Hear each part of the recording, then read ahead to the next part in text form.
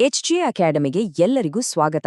ಸ್ಪರ್ಧಾತ್ಮಕ ಪರೀಕ್ಷೆಗಳಲ್ಲಿ ಭಾರತದ ಅತಿ ಉದ್ದದ ಕರಾವಳಿ ತೀರ ಹೊಂದಿರುವ ರಾಜ್ಯ ಯಾವುದು ಅಥವಾ ಪ್ರಪಂಚದ ಅತಿದೊಡ್ಡ ದ್ವೀಪ ಯಾವುದು?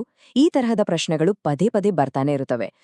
ಇವತ್ತು ನಾವು ಸಾಗರ ಭೂಗೋಳಶಾಸ್ತ್ರ ಅಂದ್ರೆ ಮರೀನ್ ಜಿಯೋಗ್ರಫಿ ಮೇಲೆ ಬಂದಿರುವ ಹಿಂದಿನ ವರ್ಷದ ಪ್ರಮುಖ ಪ್ರಶ್ನೆಗಳನ್ನ ವಿಶ್ಲೇಷಣೆ ಮಾಡೋಣ.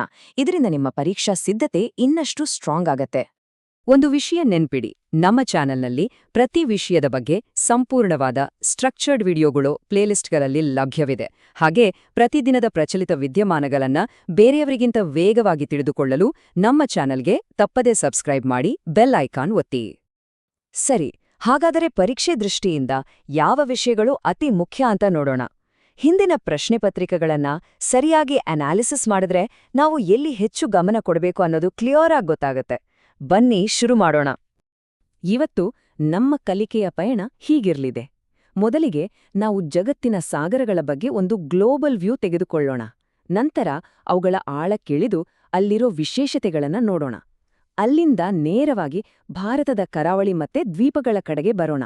ಆಮೇಲೆ ವಿಶ್ವದ ಪ್ರಮುಖ ಜಲಮಾರ್ಗಗಳನ್ನ ಅರ್ಥ ಮಾಡಿಕೊಂಡು ಕೊನೆಗೆ ಒಂದು ಸೂಪರ್ ಫಾಸ್ಟ್ ರಿವಿಷನ್ ಮಾಡೋಣ. ಓಕೆ, ಮೊದಲು ಬೇಸಿಕ್ಸಿಂದ ಶುರು ಮಾಡೋಣ. ನಮ್ಮ ಭೂಮಿಯ ಮೇಲಿರುವ ಮಹಾಸಾಗರಗಳು, ಇದು ಪರೀಕ್ಷಕರಿಗೆ ತುಂಬಾನೇ ಇಷ್ಟವಾದ ವಿಷಯಗಳಲ್ಲಿ ಒಂದು. ಈ ಒಂದು ಟೇಬಲ್ ಎಷ್ಟು ಇಂಪಾರ್ಟೆಂಟ್ ಅಂತ ನೋಡಿ. ವಿಶ್ವದ ಅತಿದೊಡ್ಡ ಸಾಗರ ಯಾವುದು ಅಂತ 2008, 2012 ಮತ್ತೆ 2019 ಪಿಸಿ ಪರೀಕ್ಷೆಗಳಲ್ಲಿ ಕೇಳಿದ್ದಾರೆ. ಉತ್ತರ ಏನು? ಇಲ್ಲೇ ಮೊದಲನೇ ಸಾಲಲ್ಲಿದೆ, ಪೆಸಿಫಿಕ್ ಸಾಗರ. ಹಾಗೆಯೇ 2017ರಲ್ಲಿ ಅತಿ ಚಿಕ್ಕ ಸಾಗರ ಯಾವುದು ಅಂತ ಕೇಳಿದ್ರು. ಅದಕ್ಕೆ ಉತ್ತರ ಆರ್ಕ್ಟಿಕ್ ಸಾಗರ. ಅಂದ್ರೆ ಒಂದೇ ಒಂದು ಟೇಬಲ್ನಿಂದ ಎಷ್ಟೊಂದು ಪ್ರಶ್ನೆಗಳಿಗೆ ಉತ್ತರ ಸಿಕ್ತು. ಸ್ಮಾರ್ಟ್ ಸ್ಟಡಿ ಅಂದ್ರೆ ಇದೇ. ನೀವು ವರ್ಲ್ಡ್ ಮ್ಯಾಪ್ ಅನ್ನು ಮನಸ್ಸಿನಲ್ಲಿಟ್ಕೊಡ್ರೆ ಇದು ತುಂಬಾನೇ ಸ್ಪಷ್ಟವಾಗತ್ತೆ. ಏಷ್ಯಾ ಖಂಡದ ಒಂದು ಬದಿ, ಅಮೆರಿಕ ಖಂಡದ ಇನ್ನೊಂದು ಬದಿ, ಇವೆಲ್ಲರ ನಡುವೆ ವಿಶಾಲವಾಗಿ ಹರಡಿರೋದೇ ಪೆಸಿಫಿಕ್ ಸಾಗರ. ಅದರ ವಿಸ್ತಾರವೇ ಅದನ್ನ ಭೂಮಿಯ ಅತಿದೊಡ್ಡ ಸಾಗರವನ್ನಾಗಿ ಮಾಡಿದೆ. ಮ್ಯಾಪ್ ರೀಡಿಂಗ್ ಸ್ಕಿಲ್ ತುಂಬಾನೇ ಮುಖ್ಯ. ಇಲ್ಲೊಂದು ತುಂಬಾನೇ ಇಂಟ್ರೆಸ್ಟಿಂಗ್ ವಿಷಯ ಇದೆ. ತೀರವೇ ಇಲ್ಲದ ಒಂದು ಸಮುದ್ರ. ಯೋಚನೆ ಮಾಡಿ ನೋಡಿ, ಇದೆಂಥ ವಿಚಿತ್ರ ಅಲ್ವಾ? ಇದು ನೇರವಾಗಿ ನಮ್ಮನ್ನ 2019 ಪಿಸಿ ಪರೀಕ್ಷೆಯ ಪ್ರಶ್ನೆಗೆ ಕರ್ಕೊಂಡು ಹೋಗುತ್ತೆ. ಸರ್ಗಾಸೋ ಸಮುದ್ರ ಎಲ್ಲಿದೆ? ಉತ್ತರ ಅಟ್ಲಾಂಟಿಕ್ ಸಾಗರದ ಮಧ್ಯಭಾಗದಲ್ಲಿ. ಸರಿ, ಸಮುದ್ರದ ಮೇಲ್ಮೈಯನ್ನು ನೋಡಿದ್ದಾಯ್ತು. ಈಗ ಅದರ ಆಳಕ್ಕೆ ಇಳಿದು ನೋಡೋಣ ಬನ್ನಿ. ಸಮುದ್ರ ತಳದ ವೈಶಿಷ್ಟ್ಯಗಳು ಕೂಡ ಪರೀಕ್ಷೆಗಳಲ್ಲಿ ಪದೇ ಪದೇ ಕೇಳಲಾಗುವ ಒಂದು ಪ್ರಮುಖ ವಿಷಯವಾಗಿದೆ. ಮರಿಯಾನಾ ಟ್ರೆಂಚ್, ಇದು ಭೂಮಿಯ ಮೇಲಿನ ಅತಿ ಆಳವಾದ ಜಾಗ. ಇದು ಎಷ್ಟೊಂದು ಆಳವಾಗಿದೆ ಅಂದ್ರೆ ಮೌಂಟ್ ಎವರೆಸ್ಟ್ ಪರ್ವತವನ್ನೇ ತಲೆಕೆಳಗಾಗಿ ಇದ್ರೊಳಗೆ ಇಟ್ರೂ ಅದರ ತುದಿ ನೀರಿನ ಮಟ್ಟದಿಂದ ಸುಮಾರು 2 ಕಿಲೋಮೀಟರ್ ಕೆಳಗೆ ಇರುತ್ತೆ. ಅಷ್ಟು ಆಳ. ಇದರ ಬಗ್ಗೆ 2014 ಮತ್ತು 2016ರ PSI ಪರೀಕ್ಷೆಗಳಲ್ಲಿ ಪ್ರಶ್ನೆಗಳನ್ನ ಕೇಳಲಾಗಿತ್ತು. ಹಾಗಾದ್ರೆ ಇಷ್ಟೊಂದು ಆಳವನ್ನ ಅಳೆಯೋದು ಹೇಗೆ? ಇಲ್ಲಿ ಸೋನಾರ್ ಅನ್ನೋ ತಂತ್ರಜ್ಞಾನವನ್ನ ಬಳಸ್ತಾರೆ. ಅದಕ್ಕಾಗಿ ಉಪಯೋಗಿಸುವ ಉಪಕರಣವೇ ಫ್ಯಾಥೋಮೀಟರ್. ಈ ಫ್ಯಾಥೋಮೀಟರ್ ಬಗ್ಗೆ 2011, 2015, 2019 ಮತ್ತು ಇತ್ತೀಚೆಗೆ 2024ರ PSI ಪರೀಕ್ಷೆಯಲ್ಲೂ ಪ್ರಶ್ನೆ ಬಂದಿದೆ. ಅಂದ್ರೆ ಇದು ಎಷ್ಟು ಇಂಪಾರ್ಟೆಂಟ್ ಟಾಪಿಕ್ ಅಂತ ನೀವೇ ಗಮನಿಸಿ. ವಿದ್ಯಾರ್ಥಿಗಳು ಸಾಮಾನ್ಯವಾಗಿ ಗೊಂದಲ ಮಾಡಿಕೊಳ್ಳುವ 2 ಪದಗಳಂದ್ರೆ ಐಸೋಬಾತ್ ಮತ್ತು ಐಸೋಹೆಲೈನ್. ನೋಡಿ, ಬಾತ್ ಅಂದ್ರೆ ಬಾಟಮ್ ಅಂದ್ರೆ ಆಳ. ಐಸೋಬಾತ್ ಅಂದ್ರೆ ಸಮಾನ ಆಳದ ರೇಖೆ. ಇನ್ನು ಹೆಲೈನ್ ಅಂದ್ರೆ ಉಪ್ಪು. ಐಸೋಹೆಲೈನ್ ಅಂದ್ರೆ ಸಮಾನ ಲವಣಾಂಶದ ರೇಖೆ. ಸಿಂಪಲ್ ಅಲ್ವಾ? ಈ ವ್ಯತ್ಯಾಸದ ಬಗ್ಗೆ 2015 ಮತ್ತು 2018ರ ಪಿಸಿ ಪರೀಕ್ಷೆಗಳಲ್ಲಿ ಪ್ರಶ್ನೆಗಳು ಬಂದಿದ್ದು. ಸಮುದ್ರ ಯಾವತ್ತೂ ಸುಮ್ಮನೆ ಇರಲ್ಲಾರ್ವಾ? ಅದರಲ್ಲಿ ಉಬ್ಬರ ವಿಳಿತಗಳು, ಪ್ರವಾಹಗಳು ಆಗ್ತಾನೇ ಇರ್ತವೆ. ಇದಕ್ಕೆ ಕಾರಣ ಏನು? ತುಂಬಾ ಸಿಂಪಲ್. ಮುಖ್ಯವಾಗಿ ಸೂರ್ಯ ಮತ್ತು ಚಂದ್ರನ ಗುರುತ್ವಾಕರ್ಷಣೆ. ಈ ಸ್ಲೈಡ್ನಲ್ಲಿ ನೋಡುವ ಹಾಗೆ ಈ ಬೇಸಿಕ್ ಕಾನ್ಸೆಪ್ಟ್ ಮೇಲೆ ಹಲವಾರು ಪರೀಕ್ಷೆಗಳಲ್ಲಿ ಪ್ರಶ್ನೆಗಳನ್ನ ಕೇಳಿದ್ದಾರೆ. ಸರಿ, ಜಗತ್ತು ಸುತ್ತಿದ್ದು ಆಯ್ತು. ಈಗ ನಮ್ಮ ದೇಶ ಭಾರತದ ಕಡೆಗೆ ಗಮನ ಹರಿಸೋಣ. ಇದರ ಕರಾವಳಿ ಮತ್ತು ದ್ವೀಪಗಳನ್ನ ಅರ್ಥ ಮಾಡ್ಕೊಳ್ಳೋದು ಪರೀಕ್ಷೆ ದೃಷ್ಟಿಯಿಂದ ಅತ್ಯಂತ ನಿರ್ಣಾಯಕ. ಮೊದಲನೇದಾಗಿ ಈ ಸಂಖ್ಯೆಯನ್ನ ನೆನ್ಪಲ್ಲಿಟ್ಕೊಳ್ಳಿ. ಭಾರತದ ಒಟ್ಟು ಕರಾವಳಿ ತೀರದ ಉದ್ದ ಅಂದ್ರೆ ಅಂಡಮಾನ್, ಲಕ್ಷದ್ವೀಪ್ ಎಲ್ಲವನ್ನೂ ಸೇರಿ ಸುಮಾರು 7516 ಕಿಲೋಮೀಟರ್. ಈ ಸಂಖ್ಯೆಯನ್ನ 2015 ಮತ್ತು 2018ರ PSI ಪರೀಕ್ಷೆಗಳಲ್ಲಿ ನೇರವಾಗಿ ಕೇಳಲಾಗಿತ್ತು. ಇದು ಕರ್ನಾಟಕದ ಪರೀಕ್ಷೆಗಳ ಒಂದು ಹಾಟ್ ಫೇವರಿಟ್ ಪ್ರಶ್ನೆ ಅಂತಾನೆ ಹೇಳ್ಬಹುದು. ಭಾರತದಲ್ಲಿ ಅತಿ ಉದ್ದದ ಕರಾವಳಿಯನ್ನು ಹೊಂದಿರುವ ರಾಜ್ಯ ಯಾವುದು? ಈ ಚಾರ್ಟ್ ನೋಡಿ, ಗುಜರಾತ್ನ ಬಾರ್ ಎಲ್ಲದಕ್ಕಿಂತ ಎತ್ತರದಲ್ಲಿದೆ. ಇದೇ ಉತ್ತರ. ಈ ಒಂದೇ ವಿಷಯದ ಮೇಲೆ 2002ರಿಂದ 2020ರವರೆಗೆ ಹಲವು PSI ಮತ್ತು PC ಪರೀಕ್ಷೆಗಳಲ್ಲಿ ಪ್ರಶ್ನೆ ಬಂದಿದೆ. ಅಂದ್ರೆ ಇದೊಂದು ಸ್ಟಾರ್ ಟಾಪಿಕ್, ಖಂಡಿತ ಮರಿಬೇಡಿ.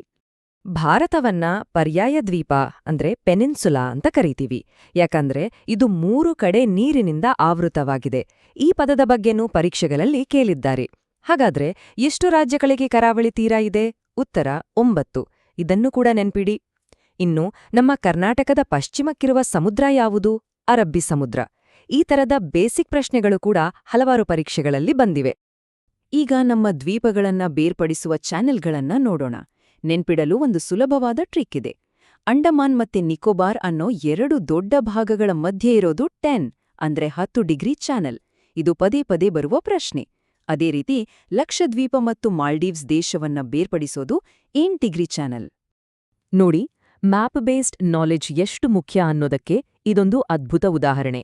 ಒಂದೇ ಪ್ರಶ್ನೆ, ಅಂಡಮಾನ್ಗೆ ಅತೀ ಸಮೀಪದ ದೇಶ ಯಾವುದು ಅಂತ 4 ಸಾರಿ ಬೇರೆ ಬೇರೆ ಪರೀಕ್ಷೆಗಳಲ್ಲಿ ಕೇಳಿದ್ದಾರೆ. ಉತ್ತರ ಮಯನ್ಮಾರ್.